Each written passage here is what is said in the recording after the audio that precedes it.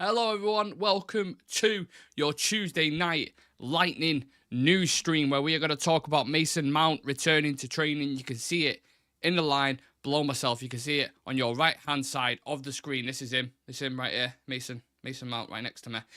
He's finally returned. He has finally returned. Wan-bissaka is also back in training and should be available after the international break. I think both of them to get up to speed. We also have news on Mason Greenwood, a couple of reports being put out, or multiple reports being put out there from loads of different people. I want to discuss some comments from Monday Night Football, which I think is interesting. We'll get into that debate towards the end. So make sure you smash a like on the video, subscribe to the channel, as always, if you are new to this kind of space. And we will discuss Mason Mount together. Now, the last time Mason Mount played, can you guess when it was? Unbelievable. I'll give you 5 seconds just to think. 5, 4, 3, 2, 1. He has missed... No, I'll tell you how long he's missed in a minute. 11th of November was the last time Mason Mount played. And I was at the game. It was against Luton. And it was a shit game. He was alright, but it was a shit game. He's missed 142 days out with injury. He missed a significant period last season with Chelsea. But I think that was with his pelvic bone or something along the lines of that. In that time, when he's been out for 142 days, he's missed 22 games for United. He's only started 4 games in the Premier League for us and a handful in the other kind of cup competitions. He's been bought for big money. There was huge expectations when we signed him. I think he was the first one through the door. Loads of people were excited about it. A very divisive figure, has to be said, you know. And when we first signed him, a lot of people were quick to scapegoat him, I think. What he was, I don't know. I don't know where it came from. I don't know. People just didn't rate him. I don't know whether it's like a bit of a coach's pet as a player. I honestly didn't understand the kind of, not agenda that people had against him, but why people didn't rate him. Because I always admired him at Chelsea. I thought, especially under that season under Tuchel, when they won the Champions League, I thought he was outstanding. And when he's played for England, he's been outstanding as well. And he's an asset to any team. Which is why most coaches, it's why Eric Ten Hag really wanted him, especially if you want hard-working players in a transitional system who can think quick. Mason Mount's the one. Obviously not gone to plan. He's, like I said, he's been missing 142 days. He had an injury before that as well, earlier in the year, I believe, where he was out for a good few weeks. So it has been a really hit-and-miss season. The one thing I'm praying with this is the fact that he doesn't pick up another one and become an injury-prone player where we're always talking about, you know, when he gets fit, when he's available, we'll do better, we'll do this, we'll do that. It's kind of like, nah, man, he's not here now. We need him right now. We need to be performing right now, don't we? So, I don't know. Is my camera crashed? What's up? Well, my camera's crashed, for fuck's sake. I hate this fucking... 1 second. I'm just going to pop my camera back on. I have no idea why my camera's crashed. People can still hear me. I'm alive. I'm still here. There I am. Look at me. Let me just pop myself back onto here. Look, live editing whilst I'm talking about Mason Mount. Where else do you see this kind of shit? Where else do you see it? Technology you wouldn't believe the technology problems I've had prior to coming on. You really wouldn't. Is that okay? It's going to have to do for now. Yeah, if my camera crashes again, I do apologise. But anyway... Charlie Manlon's in the chat saying Mount is actually listed as a left winger late August. People are scapegoating him all the time, calling him a failure before he was to play for the club. I'm excited to watch this player play. Well, I'm glad you're on that kind of mark, Charlie, because I certainly feel that way. I like him as a player. I think he is an asset. Like, coaches absolutely love him because he grasps for the team. He's important in the final third, and I think we've missed him in a lot of games this season, especially when you look at the legs of midfield and, you know, how it's kind of been operating. And I know at the start, people were almost blaming him for the way the midfield setup was. Or I think that's why he became a scapegoat initially, because the way we was playing, which we're playing all season, no matter what midfielders are in there. 1 second, because more fucking technology issues are going on here. 1 second. This is pissing me off. I fucking hate technology. I really do. What's going on? 2 minutes. I'll have to sort this absolute bullshit out. It looks fine. Looks absolutely fine. People talk to me, does the stream look okay? Looks absolutely normal to me. Anyway, I'm just going to continue. I can't remember what I was up to now because my whole fucking train of thoughts just completely gone. Mason Mount, anyway, really, really important player. The question I want to ask is, where would you play him? Where would you play Mason Mount? I've put a poll up. Would you play right wing? Would you play him as a 10? Would you play him as an 8? Would you play him even on the left? Because I know he had a good season for Chelsea, playing on the right-hand side, but he was in a different system then. He was in more of a back five. You supported more in certain areas. You have more license. So I don't know. And as well, I think one of the reasons why he likes players like Garnacho and Rashford is, one, obviously because they have the pace, which you need for wingers. And two, it's the tenacity to run at players. I'm not saying Mount doesn't have that. Maybe he can fit in on the right-hand side, but Garnacho's playing there. He's playing well. So if anything, I'd try him on the left because he's always going to play Marcus because you have that running in behind. But Garnacho, I believe, can offer that. So why not try Mason Mount on the left-hand? I mean, he always put Bruno out on the wing, and he has been doing it, recently, kind of rotational. He's been playing more like a false 9, but then Bruno drifts everywhere. He literally can play everywhere. And I think Mount can do a similar job, or even sometimes, I feel like Bruno at the start of the year needed taken out of the team and taken out of the firing line. And Mount was the perfect opportunity for Mount to just come in and then just kind of showcase what he's all about, because people were getting frustrated with Bruno Fernandes. Let's not forget that. And a lot of people have been frustrated with him for the majority of the season because he's been pretty average. Or at least in my opinion, I think he's been pretty average. So I would have liked to have seen Mount. I know a couple of lads on the channel were saying they would have liked to have seen Eriksen in the 10. I don't believe, I don't think he's got the legs for that position. And I don't know. I don't think he would be good in that position, just in my personal opinion. So I would like to see Mason Mount in there. But we just hadn't had an opportunity whatsoever. Just not had an opportunity to play him. I remember at the start of the season when we played Spurs, a lot of people were slagging that performance off, and rightfully so, because the second half was shocking. But if you look at the statistics in the first half, the amount of turnovers we got in their half and the amount of chances we created and didn't punish them, it's kind of like, how much can you blame them on? I know the midfield was open, Casemiro was exposed, and that's where one of their goals came from, because Maddison just cut through us.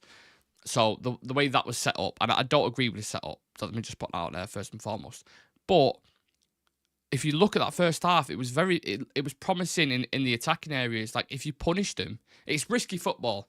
It's risky football. And I think against the majority of teams from probably 9 below, you're probably going to win the games because we have better players.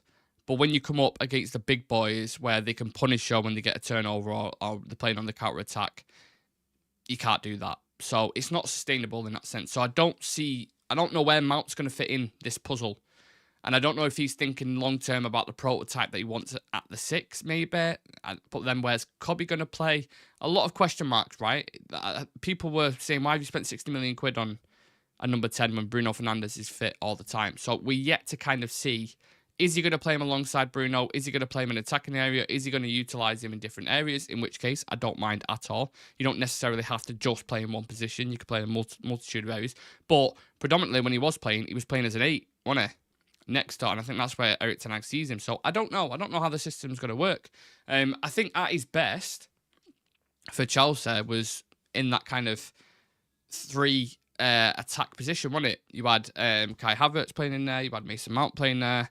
I don't know who else was it. Who else was playing there? Was it Pulisic? Werner, potentially? I can't remember that team under Tuchel, but they had good attackers, and Mount was really, really good for him. He had a season where I think the 21 season he picked up, was it like 11 goals and 13 assists or something ridiculous like that, like double figures in both, which is obviously really, really good. Won a Champions League. So he's done it at the very highest level. Got an assist in Champions League final as well, I think. He's done it at the very highest level. And I really, really do rate him as a player. I'm praying to God that this this injury thing doesn't keep happening, because I hate when players can't fulfill the potential. He's only young as well, Mount. He's 24 million. If he was fit for a full season and had it under his belt now, sometimes when they first join, they need time to settle in, get used to the environment, get used to the players around him. You've obviously got Ineos coming in now, so more quality is going to be injected into the team. Young British talent. it's like, right, he needs nurturing, but you can't nurture him from a year when he's out, basically, for a year. He started 4 games in the Prem and a handful in the others, so he hasn't had time really to get used to his teammates, and that's upsetting for me because I honestly think he'll be a very, very good player for us. And I knew why Erik ten Hag was so keen to bring him in, but certain people didn't see that, and that's fair. Everyone's entitled to their opinion. Some people still don't rate him. It's cool, man. I don't mind it. But I'm excited now he's back in training. I hope he can stay fit. I want to see him in some important games, the big games where we've been struggling against Liverpool's, your Cities. I hope that's why I kind of wish he was available for the Liverpool game, because I feel like he would be the perfect cat. You need legs in midfield when they've got like McAllister, Gravenberch, Endo, these guys, hard-working midfielders. You need players like Mount in there, Mount, Mainu, Bruno Fernandes. Get him in there. And likewise, when we end up playing, have we still got to play Arsenal, is it? I think. And we've got a couple of other tough games. So, yeah, timing could have been a little bit better. I thought he'd be back in January, but apparently not. Now, let's have a look at this poll, because I did put it up. So, I've put, where would you play Mason Mount? 33% of yous I've put centre attacking mid.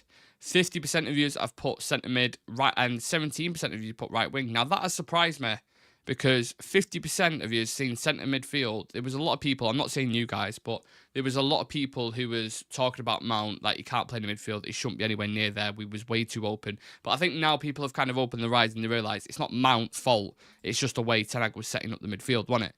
So, yeah, I'd probably agree with that. I don't know, I want to see him in a multitude of position and see how he kind of cracks on. I just want to see him playing. I think that's the best thing, just see him playing. And I understand why Ten Hag bought him, so I'm not too worried about how he's going to adapt to United. I think he's going to be a very important player for us, and people might not see that yet, but I do. Another player, you can't also forget the other one who's back in training as well, Wan-bissaka. Big bonus for the right-back spots this. Not for the right-back, but for wing-backs in general, because Shaw, as we know, out until the end of the season. Tyrone Malacia, as we know, out until the end of the season. Alvaro Fernandez at Benfica. Reguilon we let go back, and now he's playing for Brentford. So we have no fit available left back. Victor Lindelof has been doing a job there. Now, he probably loves the game time. He's probably happy that he's playing, but he ain't a left back, and it's a target of weakness. Whether Amrabat plays there or Lindelof, it does not matter. They're both a weakness. So we need someone there. Now, the question is, do you then move Dalot, who's been so good at right back recently, over to left back, and then put Aaron Wan-bissaka in there and play them both at the same time? What happens if one gets injured again? Is it too risky? I know I don't mind Dalot at left back. He's okay. You can do that role where he kind of drops into midfield. He's not bad on his weak foot. I just think it's a bit of a risk playing both. And I think it's the way this season's gone so far, it's kind of inevitable that one of them will get injured again, and then we're back without no left back. So how do you play it? I don't know. You're going to have to be very delicate in the way you pick these players. And maybe in the lower games, you can take a chance at playing Lindelof there. I don't know. I suppose that's why managers have headaches, because it's a hard decision to make. Where do you guys think he'll play? Because I'm sure in the last game, before he got injured, he came on as a left back, didn't he? Who did he come on as a left back against? Who was it? Because I'm saying, is that Wan-bissaka at left back? What the fuck? I don't ever want to see that again. So if you are going to do it, put Dalot over there and then put Wan-bissaka at right back. Then I think you take something away then from our right back spot where he's been so good and he's delivered. So a tricky one. Another thing I wanted to discuss as well is Aaron Wan-bissaka's future. This is like twisted and turned, and people's like thoughts change as they do in football, and opinions change in football, and there's nothing wrong with that. I don't know. I like Wan-bissaka. I think he has qualities that the majority of right backs can't offer in the league. I mean, 1v1, he is the best, hands down, but he lacks a lot going forward, in my personal opinion. I think the club definitely want a new right back, but then it's the case of how many positions are you going to prioritise this summer? Because if you're going to go buy a new right back, you're going to need a new centre back. You're going to need a new left back, which they've confirmed. They're definitely looking at left back. You're going to need a new midfielder. Are you going to keep hold of Casemiro, or are you going to get rid of him? Are you going to get a replacement for Casemiro? You're going to need to buy a new striker. Apparently, you want a new winger. There's only so much this budget can stretch, even with selling players. We've seen it before, especially if we don't get Champions League football. So somewhere around the pitch, some position is going to be neglected. And I don't know if I would prefer us to sign a left back, a centre back, a midfielder, and a striker. And if we can get a right back and a winger, then obviously do it and add more in.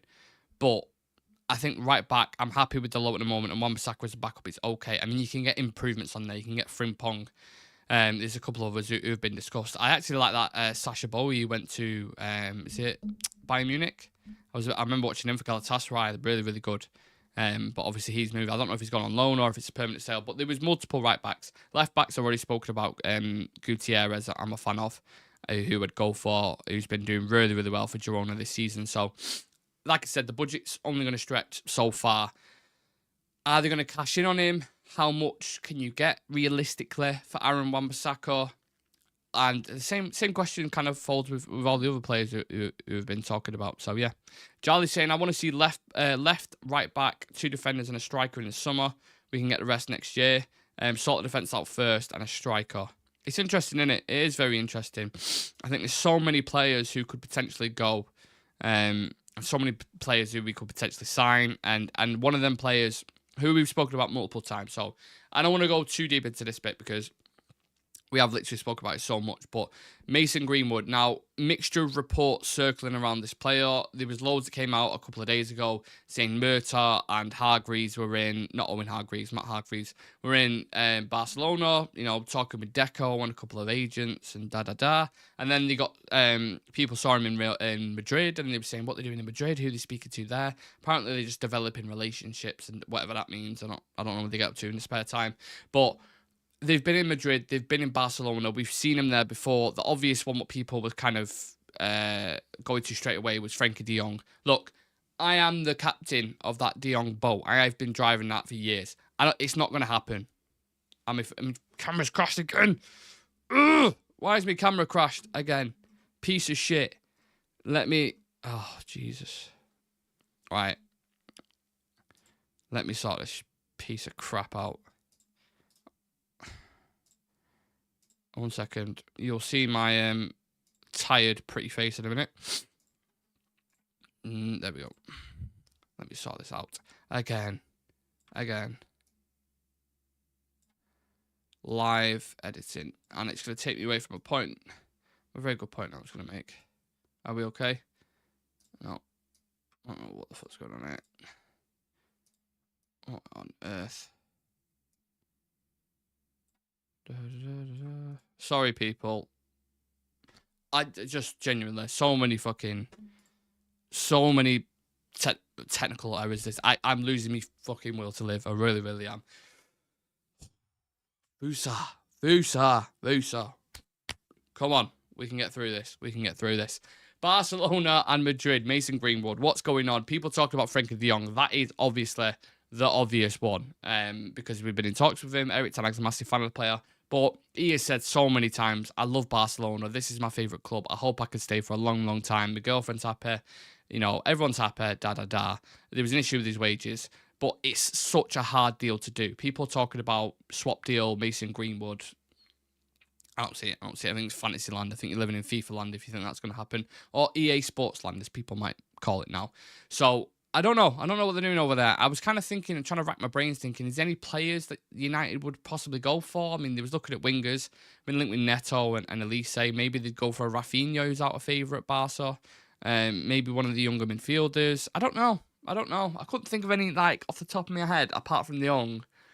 I mean, I can think of players who would happily take from there. I mean, Ronaldo Araujo, the centre-back, is unbelievable, but I don't think they'd ever get rid of him. Obviously, Gavi and Pedri are their exciting young talents, which they came through the academy. They'd never get rid of them. Real Madrid, likewise, like, who would Real Madrid sell? And hopefully it's not an older player. Hopefully they're not trying to ship us fucking Toni Kroos or Luka Modric at the age of 37. Hopefully it's one of the younger players. I don't know, maybe a Tchouaméni, maybe Rodrigo if Mbappe comes. I have no idea. I have literally no idea. Maybe it's just the fact that he was having conversations, and maybe they are just developing relationships, whatever that means. But I think it's very interesting, simply because if they're starting to talk to players now, and we can get a couple there, who knows? Bremer from Juventus and Branthwaite from Everton. If we get these two, we'll have one of the best defences. We won't get both. I think we'll get Branthwaite, but it depends how much we get him for. If we're being linked, oh, my fucking camera's crashed again. If we're being linked, 75 million quid. I mean, I don't think I could sit here comfortably and say, yeah, 75 million quid, absolutely buzzing with that. It's too much for a player. I'm a big fan of him. I think he's really, really good. And I think he'd be a fantastic asset. But for that amount of money, it's kind of like, I don't know, man. I don't know. I'll tell you what, for the amount of money I spent on his fucking camera, it seems to be crashing a lot. Jesus. What was I reading that there? I'm glad we're getting players back, but does this mount tip the scale? Not for me. No, I don't think one player can, to be honest, even when Lissandro was back. I mean, we've lost big games with Lissandro in the team. But obviously it helps. I think having him as an option there, because when you look to our bench at the minute, it's so flat. It's so flat. Each player on there has the deficiencies. So, yeah, I don't know. I'm losing my head. I'm losing me will to live with this fucking stream. I really, really am. The last story we're going to discuss, we'll move on from the Mason Greenwood thing because we've spoken about it so many times. I hope he gets sold. I hope fucking Barcelona pay 50, 60 million and then we go spend the money wisely on another player. Let's just part that and leave it at that. Make sure you like the video as well if you can, please, by the way, and subscribe to the channel and check us out on socials, which you'll see them all at the top there, just above. Yeah, Instagram, Twitter, TikTok, all that lovely stuff. Now, Monday Night Football, Carragher and Neville. There was a little thing said by Jamie Carragher saying that City, the statement about, I think Gary Neville said, Jamie Carragher's statement that Liverpool Man City is the greatest rivalry is offensive. From 98 to 2004, Arsenal won 3 titles, Man United won 4. It was blood, thunder, quality. Everything you would want in a rival. In the last 6 years, Liverpool have won 1 title. It's been an absolute demolition. And for Ian Wright to stand there and not pull him up on it is unbelievable. It's the first time I've seen fucking Jamie Carragher go quiet. And I thought it was interesting because, look, I was born in 95, so I couldn't appreciate the early days in that kind of rivalry. But I remember it like as a young kid growing up, the bits which I'm going to get into in a minute. But the hatred between Man United and Arsenal was different gravy, and obviously football was a different game back then. In my opinion, it is the greatest sustained rivalry the Premier League has ever seen, or one of them that the Premier League has ever seen, and it was even to a certain extent. You know, like Gary Neville alluded to there, Man City's and Liverpool's is very one-sided. So can you call it a rivalry if one's winning the lot, basically, Man City, and Liverpool won 1 Premier League titles? I mean, even when you talk about the press conferences, certain things Fergie would say to kind of rile Arsene Wenger up, you could tell he was under his skin.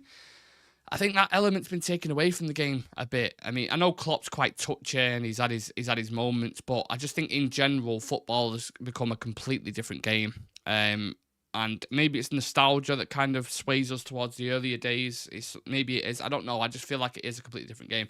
Even in the early days with this rivalry, when you watch footage back and you see things with like Ian Wright and Schmeichel, Keane and Vieira in the tunnel, I mean, that is like a legendary thing. And people might actually talk about the game nowadays and say that it's basically, it's turning almost into a non-contact sport, and people like hugging before games and stuff.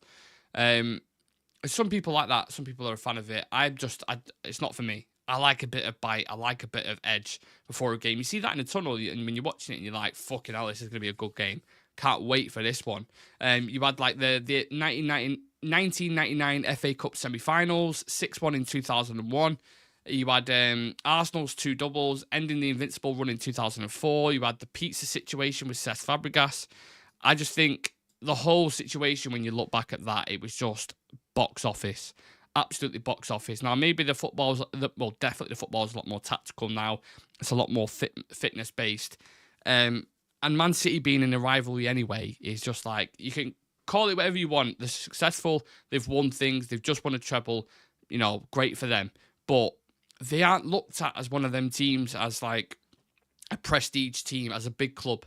They're not, despite what they've won. City fans will argue this all day, but they are not looked at, and they're not even respected.